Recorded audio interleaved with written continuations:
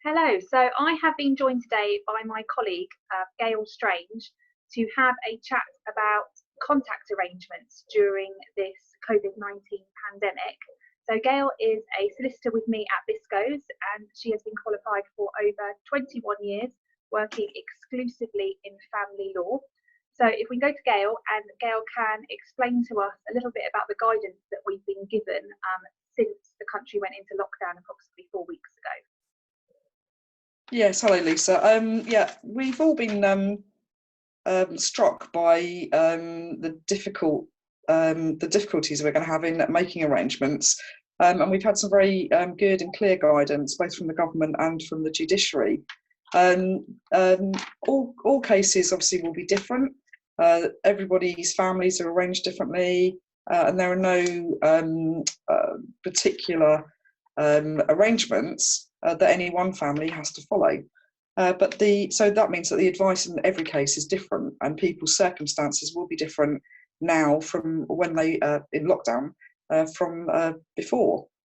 But the important thing to remember is that any arrangements that need to be made or changed should be done by agreement if possible. We have to remember that parents have responsibility for their children and therefore responsibility for their health and well-being. The courts have said that as long as parents act sensibly and safely, then of course the contact arrangements that everyone had previously can continue. And it's only in circumstances where that direct contact isn't safe and it wouldn't be sensible to continue, that changes need to be made. So the government have been quite clear. If children under the age of 18 need to travel between households for the purpose of contact, then that is one of the exceptions for the stay-at-home rules, stay-at-home guidance. So communication between parents is key, and where we can agree things, then obviously that is the best way forwards. If there is no agreement and one parent needs to exercise their parental responsibility, then provided they do that in a reasonable way in light of the official guidelines, in light of the particular circumstances of their case, then the courts are not going to criticise them for making a decision to change or suspend direct contact. So I think it's very important to look at each case individually, act reasonably, act safely, and act within the guidance.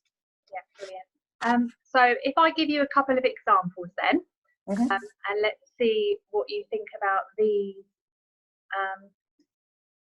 particular set of circumstances. And the first one, let's say that father is living with his elderly mother, who's clearly vulnerable to the virus, and contact obviously would need to take place at his house. Should contact go ahead in those circumstances?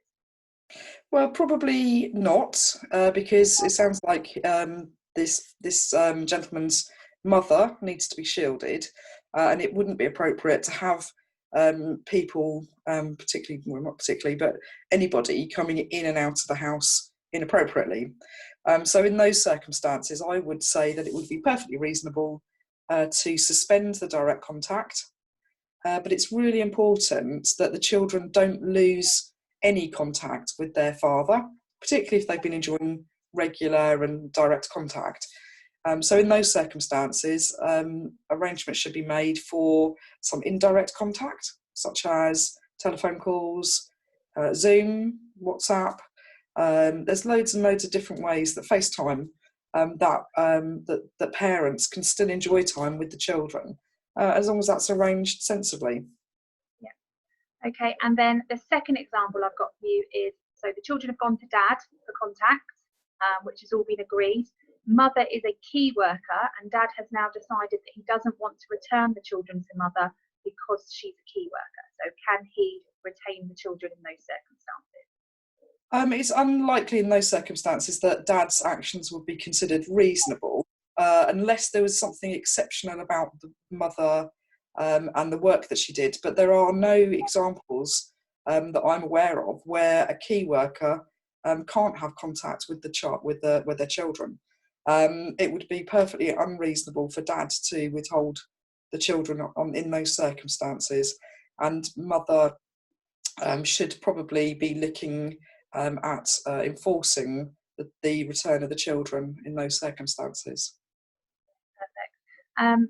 So do you think the guidance applies differently if you are parents that have a child arrangements order to how it would apply if there were no court orders in place? No, the same guidelines apply across the board. As I say, the courts have issued guidance saying that if in circumstances where parents have varied a court order to fit around the lockdown arrangements or the stay-at-home arrangements, then they're not going to be criticised for doing that, provided they act reasonably and they act within the guidelines. So no, there's no difference in whether there's an order in place or not. And then finally, so this is a really difficult time for everybody. We're all facing new challenges. What would your sort of top tips be for parents during this lockdown, dealing with contact arrangements? I think the main things the one main thing to concentrate on is communication.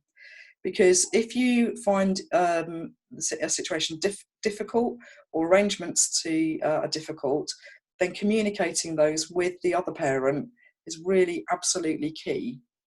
And I think on a second level, everybody's disrupted, adults and children alike, but children particularly won't necessarily understand what is happening, and their lives will have been disrupted equally as much as the adults. Excuse me, with nurseries shut, schools shut, they aren't seeing friends, they're seeing extended family.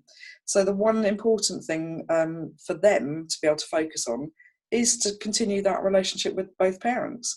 So direct contact, where it's always taken place, should continue. If for any reason it can't continue, then making alternate arrangements so that there's some indirect contact, I think is absolutely key for those children. Perfect. So communication and flexibility. Absolutely, yes. Great. Well, it's been lovely to chat to you. If anybody does need any advice at the moment in relation to child arrangements, then Gail and we can be found on the Biscoes website, so www.biscoes-law.co.uk, or you can search the Resolution website and we appear on there. So thank you very much, Gail. Lovely to chat to you. Nice to see you, everybody too. Yeah, bye.